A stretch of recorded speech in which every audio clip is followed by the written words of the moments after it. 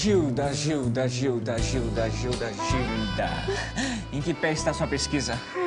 Oi, Bento Montenegro. Tá indo tudo bem. Eu já tenho as informações que você me pediu da estrofe dos Lusíadas. Olha, que bom. Mostre-me sua pesquisa. Essa estrofe é parte do episódio do Velho do Restelo. Esse episódio conta como sofriam os parentes dos navegadores. Olha, que interessante. E o que mais você descobriu? Esses parentes, eles não acreditavam que os marinheiros fossem voltar da expedição às Índias. Por isso, já se despediam deles, Bento, como se todos fossem morrer. Ah, que tristeza, Gilda. Foi só isso que você descobriu, então? Não, eu encontrei também uma tradução didática que o professor Ivan Teixeira propôs para essa estrofe. Ah, que ótimo. Leia para mim, por favor. Ai, Bento, você tem certeza? Daquele jeito, Gilda, por favor. Enquanto as mulheres diziam estas e outras palavras de amor e sentimentos piedosos, os velhos e os meninos, em quem os sentimentos são mais brandos por causa da idade, seguiam com os olhos a procissão de navegantes. Quase emocionados por elevada piedade, os montes correspondiam aos sentimentos da multidão. As lágrimas, vertidas em grande quantidade, banhavam a areia branca da praia. Que lindo, Gilda. Lindo, né? Gostei da leitura. Mas essa última parte ainda me causa certa estranheza. Você quer que eu aprofunde mais esses meus estudos sobre os versos? Obrigado, Gilda. Mas creio que esse é um caso para o conselheiro Brás dissecar em sua mesa de luz. Ok, então. Com licença. Bom trabalho. Obrigada, detetive Vento.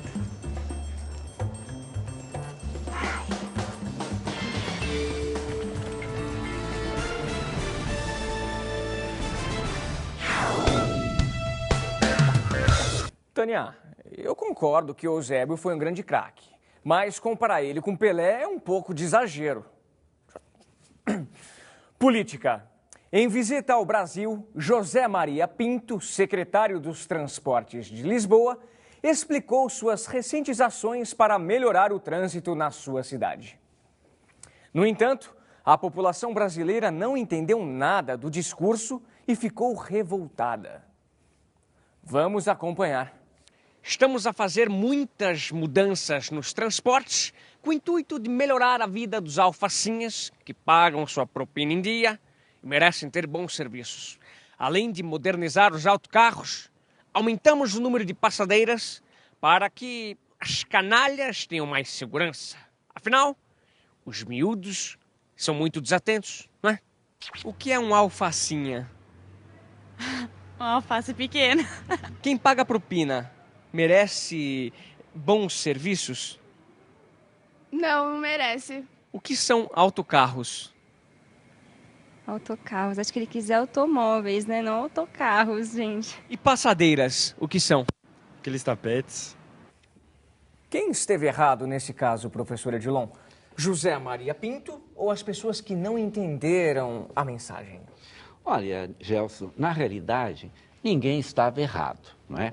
Lá em Portugal, eles falam português, no Brasil nós falamos o português, é a mesma língua, a mesma sintaxe, a mesma morfologia, só que, de repente, acontecem alguns ruídos na comunicação, porque lá eles usam algumas palavras ou expressões diferentes de palavras ou expressões que nós usamos no Brasil. Por exemplo, é muito comum eles dizerem estamos a fazer, enquanto no Brasil nós preferimos dizer estamos fazendo, né? Lá em Portugal, eles chamam de alfacinhas os moradores de Lisboa, os lisboetas. Já lá, ônibus não existe, existe autocarro, é o nome com que eles designam os ônibus. Sabe aquelas faixas pelas quais os pedestres atravessam? Aqui no Brasil é faixa de travessia, lá é passadeira, né? Foi o termo usado pelo secretário. E, curiosamente, canalha, que para nós é uma coisa quase ofensiva, lá é um coletivo de crianças, várias crianças formam uma canalha, não é? E miúdo é o nome com que eles designam as crianças. Então, há algumas diferenças no modo de eles falarem e de nós falarmos em alguns casos. Mas isso acontece até dentro do Brasil. Diferença de expressões entre Porto Alegre, Pernambuco, Bahia. É um fato normal da linguagem. O secretário, então, quis dizer que melhorou a vida dos lisboetas, modernizando os ônibus e criando mais faixas de pedestres. É isso? Claro, e as crianças atravessarão a rua com mais segurança. Ok. Muito obrigado novamente, professor Odilon. É sempre uma alegria conversar com você, Gelson. Legal. Tá bom? Mauro, você podia me contar um pouco da história da alheira? Que foi a primeira vez que eu ouvi falar sobre alheira. Alheira. Foi aqui.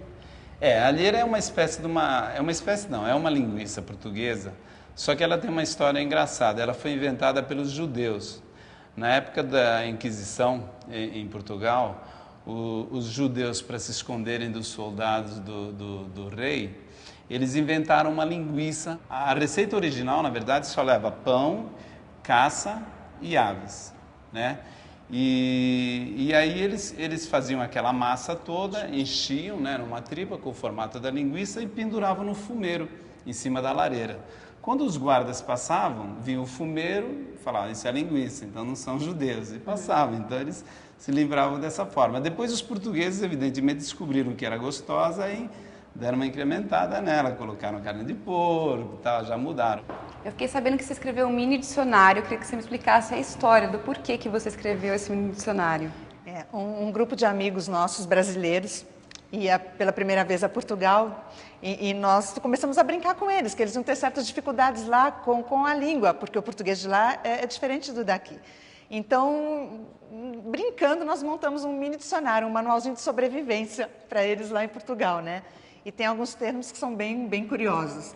Por exemplo, se você chegar lá numa padaria e pedir um pão francês, eles vão te dar um cacete. Principalmente você. Oi?